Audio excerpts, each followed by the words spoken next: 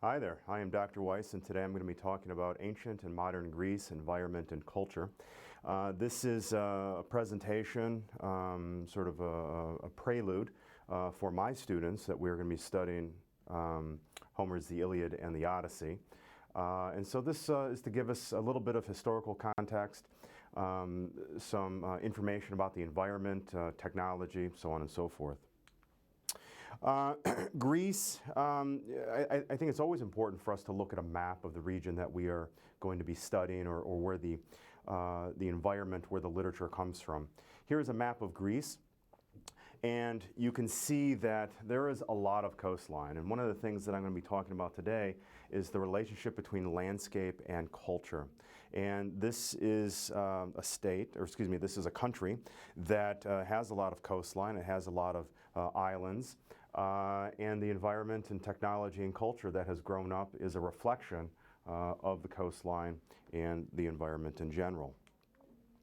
To give us an idea, to put things in context a little bit, I am in Michigan, and Pontiac, Michigan is a city in southeastern Michigan. In January, we get about 1.77 inches of precipitation, and in June, about 3¼ inches. Athens, Greece gets about the equivalent of precipitation in January, but a lot less precipitation during the summer. And again, this is going to have an effect on what kind of things can grow and how people live. So, images of landscape. There is an intimate relationship between culture and how people interact with their environment, how people think about the environment, what kind of things can grow. In terms of religion, theology, the ways with which people think about divinity, I think all of these things are in part tied to landscape. Here are some other images. The image in the upper left-hand corner, very picturesque.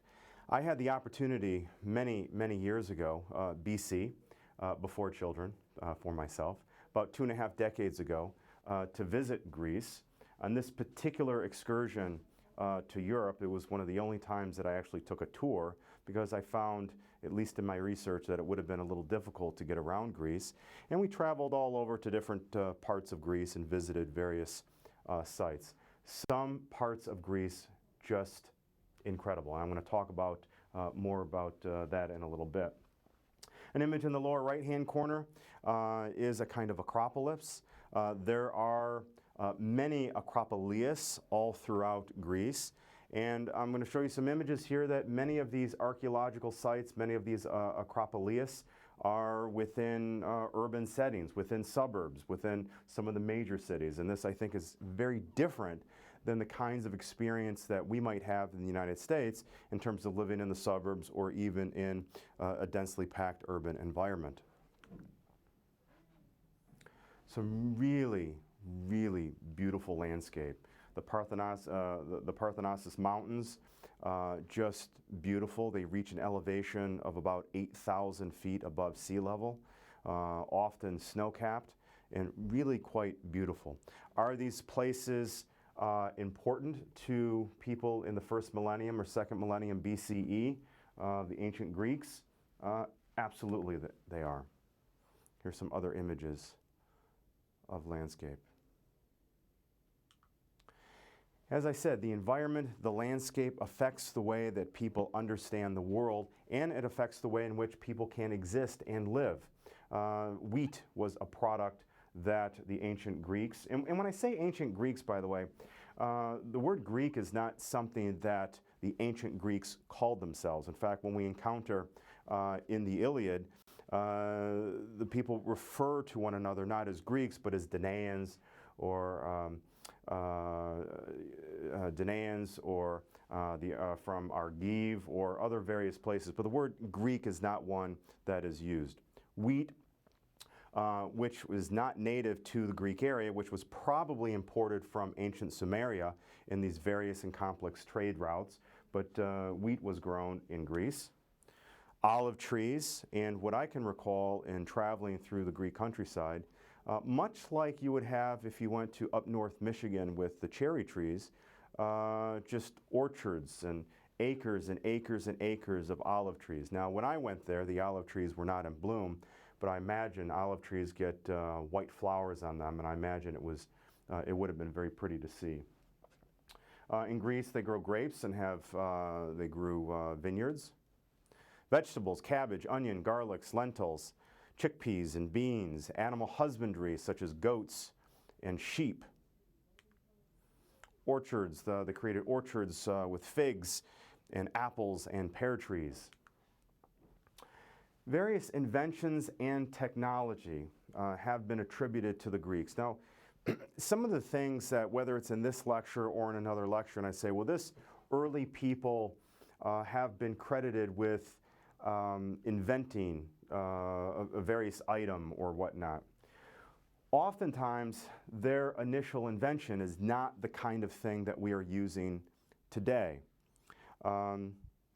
So, the ancient Greeks were attributed to the creation of the gear, the screw press, a water clock, water organ, a torsion catapult, the use of steam to operate some various experimental machines. The wheelbarrow is attributed to the Greeks. The wheelbarrow, some of you may have used a wheelbarrow before, I hope so, perhaps helping a parent or a grandparent, or even if during the summer you are working a landscape job. Wheelbarrow, a very important invention credited to the Greeks. Advances in philosophy, literature, art, land surveying, mathematics. The early Greeks are considered in Western philosophy, the ways with which the Western world understands these great genres of literature and art and philosophy. The Greeks were impactful. The ways with which they understood the world in many ways are the ways with which we understand the world. And some scholars have suggested that between Greek philosophy and the Hebrew Bible, these are the sort of canons that have shaped the Western mind. And whether we say, the Greeks were influenced by the Akkadians or the earlier ancient Sumerians, very much the case. How the ancient Greeks influenced the Romans and the Islamic states in the first millennium BCE, CE. Very much the case. But we think about the ancient Greeks, we think about Plato and Socrates and Aristotle and their investigations and their thinking into logic and metaphysics and ethics and morality and literature and what kinds of things constitute various kinds of literature we attribute to the ancient Greeks. Maps of various kinds. The thermometer. And the thermometer, I think, is to sort of evidence the point that I was making earlier. The ancient Greeks did not create a modern thermometer. This was really refined in the 17th and 18th century. But the ancient Greeks were the first to come up with this idea of a thermometer using boiled water and cold water to try to take the temperature of things, of people. And who could not exist without the spiral staircase? The spiral staircase is an architectural feature that allows somebody to get from one grade to another grade in a much smaller space. The spiral staircase was used quite a bit during the medieval period because it allowed few people to defend a tower or a castle or a home or whatnot. So these were important inventions attributed to the Greeks. Grid formation for cities, and for those of us that are here in southeastern Michigan or in the suburbs of southeastern Michigan, the ancient Greeks were really attributed the first ancient peoples to design cities on a grid system. So here in southeastern Michigan, we have mile roads that go east and west, and we have other roads that go north and south. Sort of a very rectilinear design. So the ancient Greeks built streets through their major cities. They brought in stone. And what the ancient Greeks did was, there was a vast Greek empire. They brought their technology with them wherever that they went. So in various places around Europe, there are remnants of not only Acropolis and Greek, other Greek temples and whatnot, but city streets as well. Historic sites. It's called the Acropolis. Now, as I said a few moments ago, there are quite a few Acropolis, but this particular Acropolis is known in Greece as the Acropolis. This contains several monuments: the Parthenon, which is the temple to Athena Nike, which was the patron goddess of Athens; the Erechtheion, and the monumental entrance, the Propylaea. The Erechtheion was at the rear of the Acropolis, and this was both a temple to Poseidon and to Athena. This is also an architectural feature, the columns of maidens. And again, I had an opportunity to visit the Acropolis and the Parthenon and the other parts of it, and you, at least at the time, 2.5 decades ago, you were able to go visit and climb through it and whatnot. And it is situated, as you can see here, in a city. I mean, you are walking through suburbs. You are walking past other people's homes, people that go to work and go to school and do all sorts of different things. And here in the middle of this particular area, Acropolis being, the meaning of it means high point of the city. So this is a high point in Athens. And just beautiful. I mean, it has Ionic columns and Doric columns, and there are architectural inventions in this particular temple with hiding post and lintel formation, with murals and columns and whatnot. It's really quite spectacular.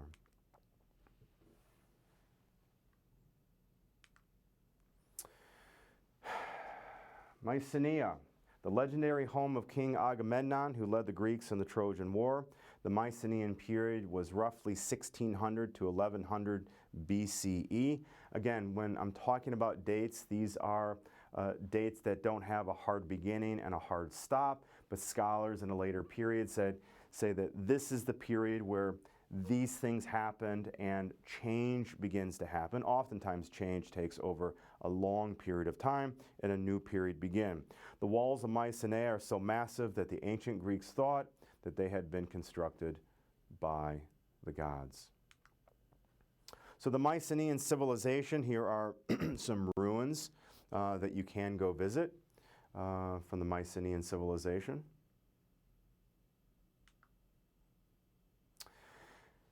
Many of these sites in Greece, again, you can go and visit, and you hear about, various Colosseum,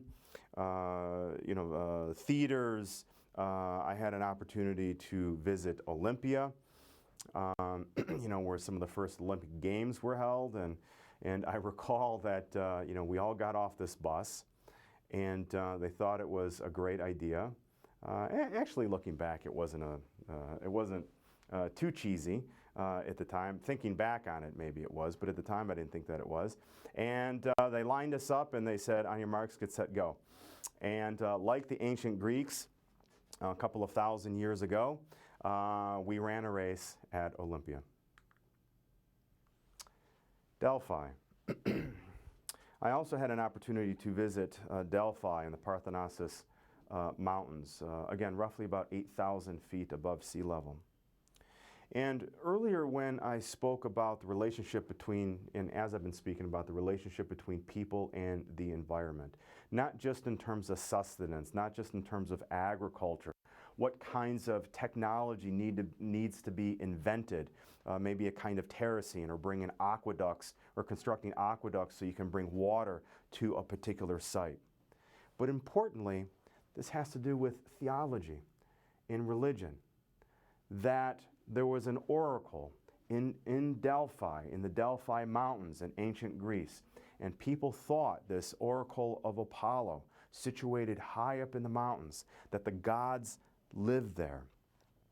And that when you went there and you saw the beauty of this place and how difficult it would have been to get there, it was even difficult to get back to go visit 20 years ago. to go to these places, and you seem to be so close to the sky and nature and the environment, it's really not hard to see how people in ancient Greece thought that the gods lived with them every day, that they could go to these places and interact with their gods and goddesses. And I would suggest to us that that's not all that different than people today. Now, it's much harder for us, for many of us who live in an urban or suburban environment, but to go to the Appalachian Mountains, to go hiking out west, to go to Jackson Hole, to go up north somewhere, to have quiet, even perhaps a place where there's no cell service, and it's just you and your family or significant other, your companions, and you are out in nature. It's not hard to think about how, and we sort of frame this in many different ways. We might say that this is sort of recharges our brain, the quiet. Or in other cases, we might say, as the ancient Greeks did, that this brings us closer to spirit or divinity. And I think this is very much the case. I think this was very much the case in ancient Greece. Monasteries in Thessaly, Greece. I also had an opportunity to visit. I don't know if this was the exact monastery that I visited, but beautiful landscape, very difficult to get to. This monastery, or one very similar to it, was, I'm trying to think of the movie, it was a James Bond movie with Roger Moore, For Your Eyes Only. So this is an older James Bond movie. But at the end of that particular movie, James Bond and his companions had to scale the rock face to get to the bad guys at the top of this monastery. Really just beautiful. So, I mean, here are some images of Greece today, and in the image in the lower right-hand corner, you can see the Acropolis with the Parthenon and its other architectural components here, and you can see the city surrounding it. And I think it's important, as I've returned to several times, that we put sort of our understanding of these great archaeological sites and Greek history and Greek literature into a modern context today, not only in terms of thinking about how these great works of literature like the Iliad and the Odyssey or Plato and Aristotle, how these things, to me, feel very modern, and part of my objective, part of what I have to do is convince us that these things have relevance to us today. But also I think when we go to these places, when we have the opportunity to go and visit these places, that there are people that are living and working and raising families and things like that. And Greece is, as I said, a very, very beautiful place. Lots of beautiful places to go and visit. Very picturesque, the things that are on posters and things that artists paint and write about.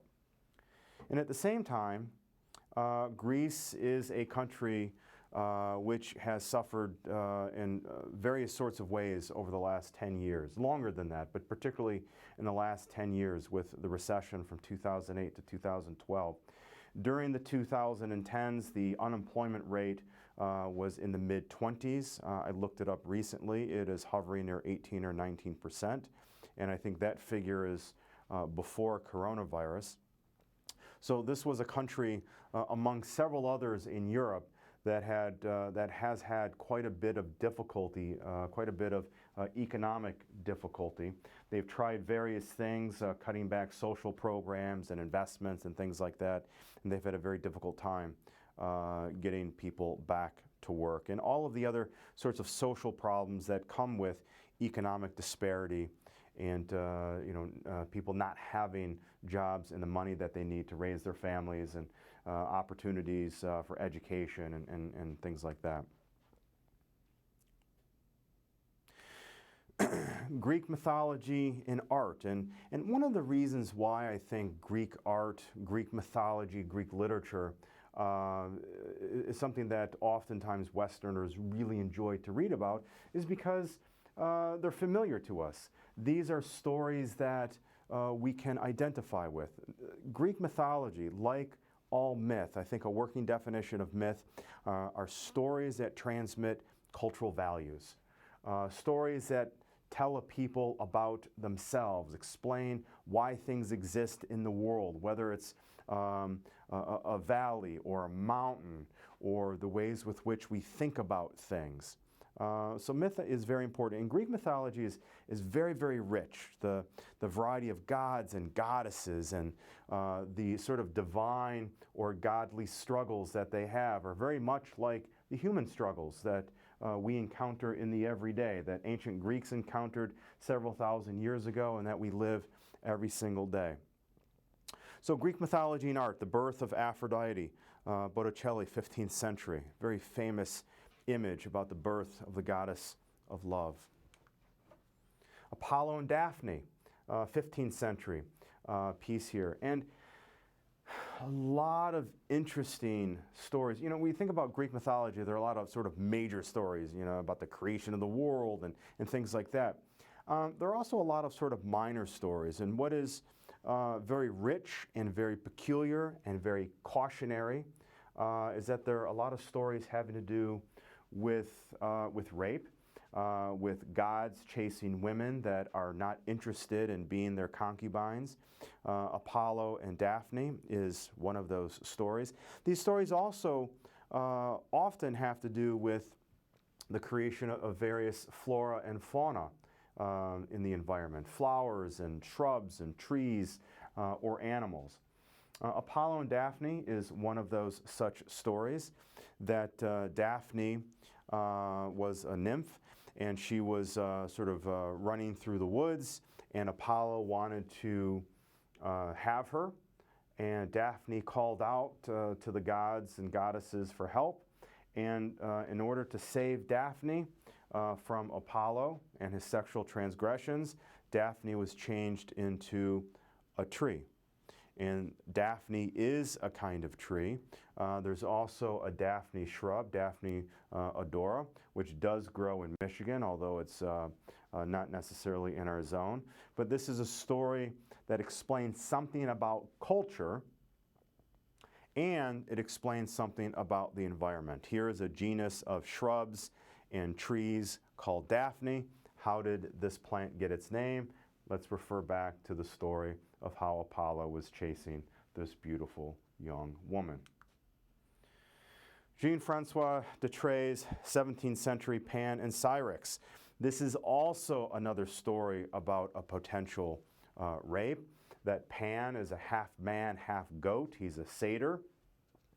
And he was interested in Syrinx, and she did not want to be with him, and the gods transformed her into reeds, a plant that we often see, Phragmites, that we often see near watersides.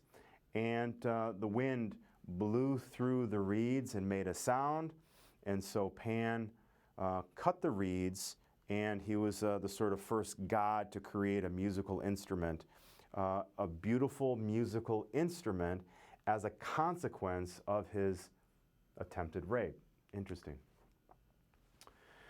Greek mythology has also been thought about in terms of other, not classical or neoclassical, but other literary and artistic movements. It might have been this particular image by Salvador Dali, but at one point in time, this image, I think it was this image, was the most popular poster on college dorms. And this is a really interesting image, and we could spend a lot of time thinking about it, but we have essentially two halves of this painting.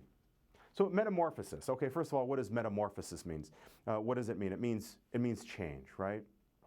Insects, for instance, go through a simple or a complex metamorphosis, whether it's changing from a young form of the insect into the adult form, and it remains essentially looking the same, or something complete like a caterpillar, which starts off as a caterpillar and changes into a butterfly or a moth.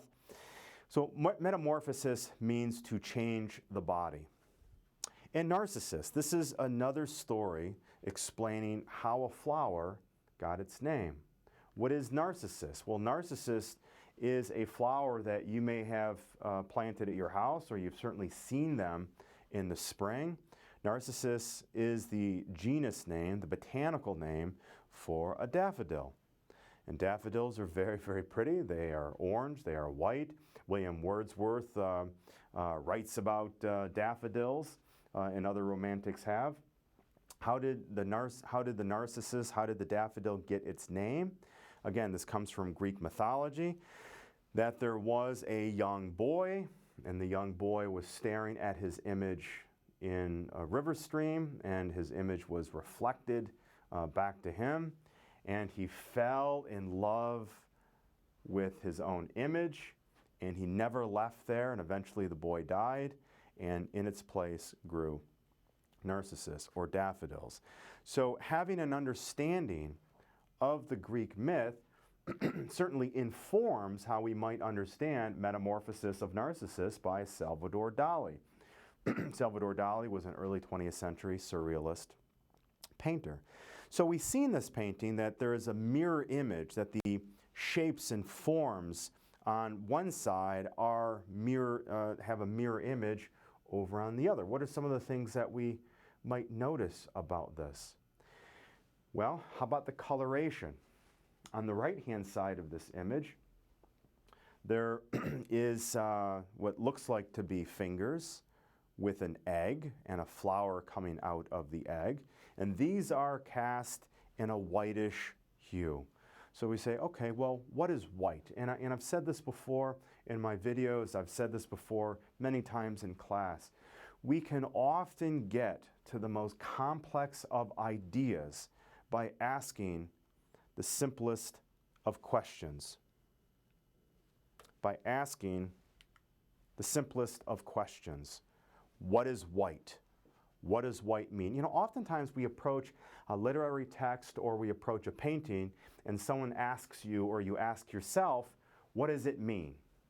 And that's very difficult to sort of go about answering a question like that. That's like taking a large steak and eating the whole thing in one bite. You would never do that. You take little bites, right? And the interpretation of a literary text, the interpretation of a philosophical text, of a painting, of a sculpture, of a drawing, the same thing. It's little bites. Okay, fine.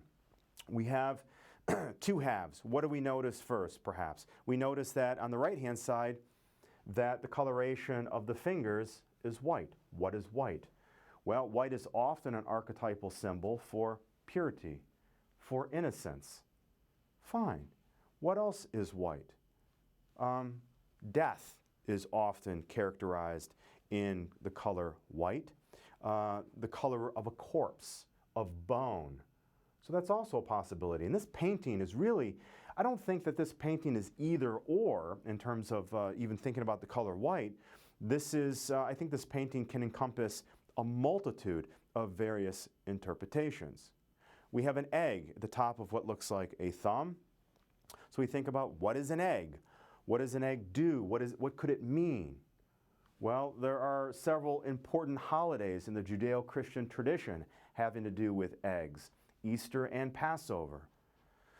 The egg is about rebirth. In fact, oftentimes things that are of a circular form may be archetypal images or archetypal symbols, meaning birth and rebirth, the circularity of life, so on and so forth.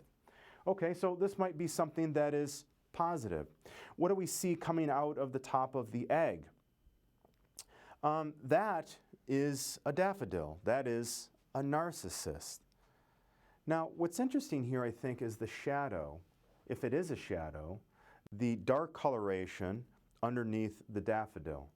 Is that a shadow of the daffodil, or is that a crack of the egg, allowing the daffodil to emerge? One, I think, facilitates this positive or benign idea about birth and rebirth, and the other one has to do with destruction. So what do we see on the other side of the mirror image side? Well, we see a repetition of the form. What may look like the thumb and the finger holding this egg type of form, or we may see a figure. And the shape, the round shape that would mirror the egg is a head. We don't really get a good sense of life. We don't see the vibrancy of the flower, but we still see the crack in the head. So this may indicate destruction or death. And so then we look back to the form that is on the right-hand side. And yes, this could be a hand holding life. It also could be a figure of death in life as well. So a lot of different things that we can think about in this. And we haven't looked at the dog-like figure in the lower right-hand corner, or the chess set in the background on the right-hand side. But again, just in general, we don't have time to go through all of the different elements. There are a lot of videos written on interpretation about Salvador Dali and books and whatnot. But ask yourselves the very simple questions. What do you see, and what does it mean? Okay, take little bites. Greek mythology and popular culture, some of the most important icons. And here we have comic book figures.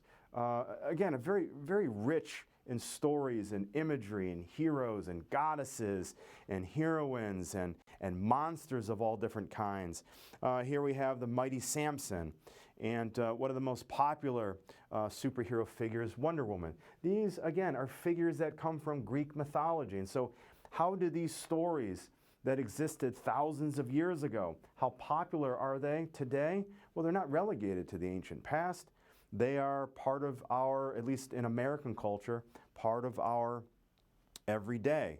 We have Hercules fighting Ares, I believe, the image on the far left. Video games, gods and heroes, and in various other video games, you can assume avatars. You can be the character of the various gods and goddesses, or monsters and villains, and all of those sorts of things. Again, Greek mythology not relegated in the past, but rather part of our everyday. Various books and movies. The image in the upper right-hand corner is Jason and the Argonauts. This was a great film. I believe this was the late 1960s, and this is stop action animation. And Jason is fighting these skeletons.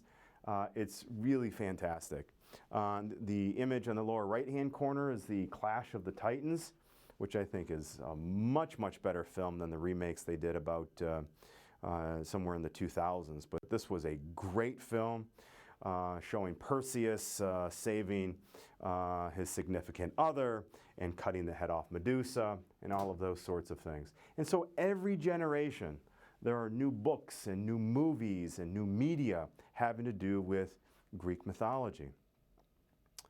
Not too long ago, 300, which was a coffee table-sized book, very stylistic, by Frank Miller, and this was made into a movie.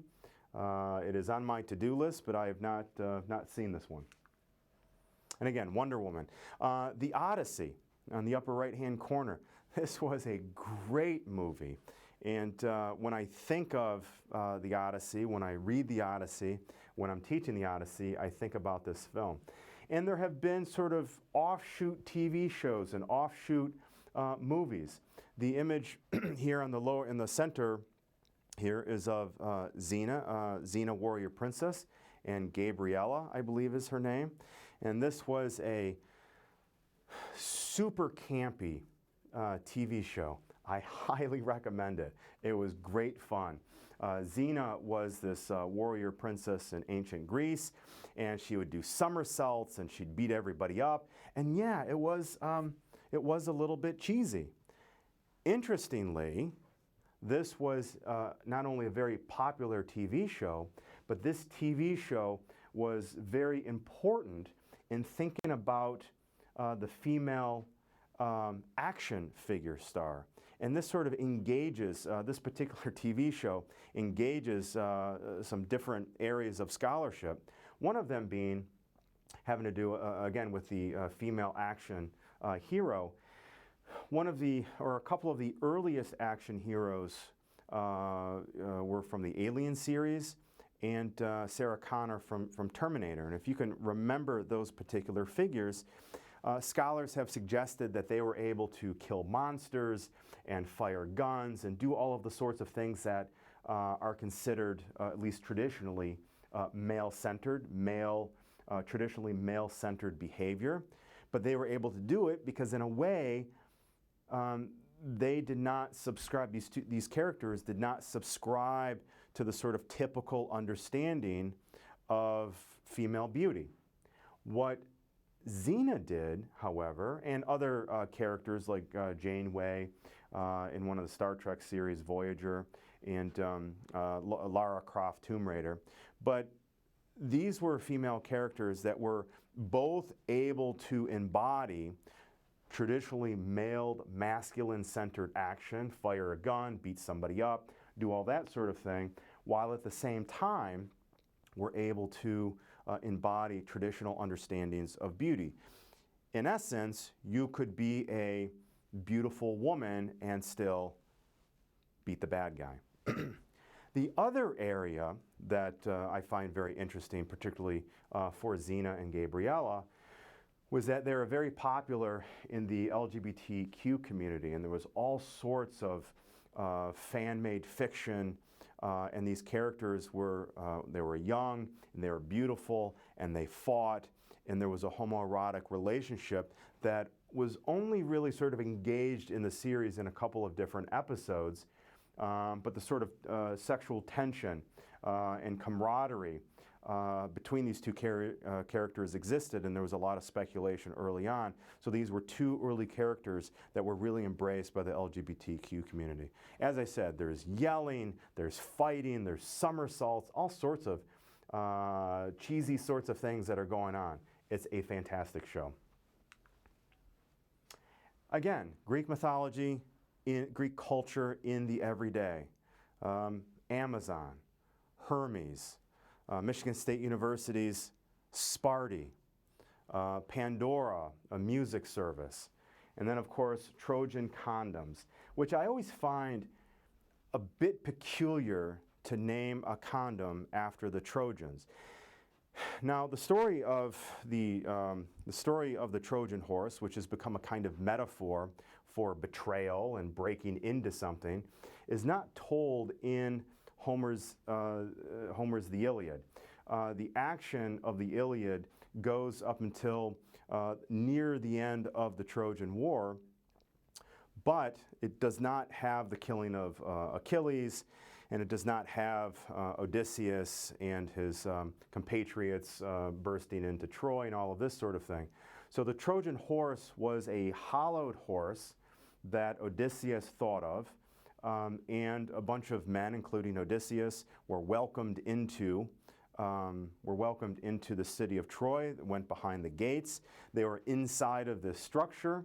The Trojans thought that this was a gift, and then in the middle of the night, the horse was broken. They came out of the horse and sacked the city. But I always found this to be an interesting name because the Trojan horse itself had to break in order to allow the men out of it to sack the city of Troy. And I just don't know if this is the best name for a condom because you sort of don't want this to break. Again, in terms of popular culture, tattoos of various kinds. Medusa, who had once been a beautiful woman and who now had, her hair was like snakes, and if you looked at the snakes or you looked at Medusa, you would turn to stone. Very rich stories here. What I also think is interesting is that I think that sometimes people don't necessarily understand the totality of the characters that they might be tattooing on their body. Case in point, what looks like to be Zeus, the image on the bottom, looks like a painful tattoo. Looks like an expensive tattoo. So who was Zeus? Well, Zeus was the sort of father of the gods, the king of the gods. He ruled Olympus. So Zeus in that respect may represent power, authority. So this person had this tattooed on his chest. He's thinking perhaps that Zeus is about power and authority, and that's the kind of person that I am. At the same time, Zeus was a rapist.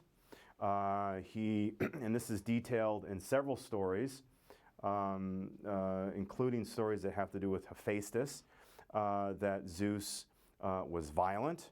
He was abusive towards his wife. He raped young women. So again, I would just be cautious that when we choose a tattoo and we want to have a Greek hero or a Greek god or goddess, that we understand the totality of what that might represent. But again, this is Greek mythology in the culture, in Western culture, in the everyday.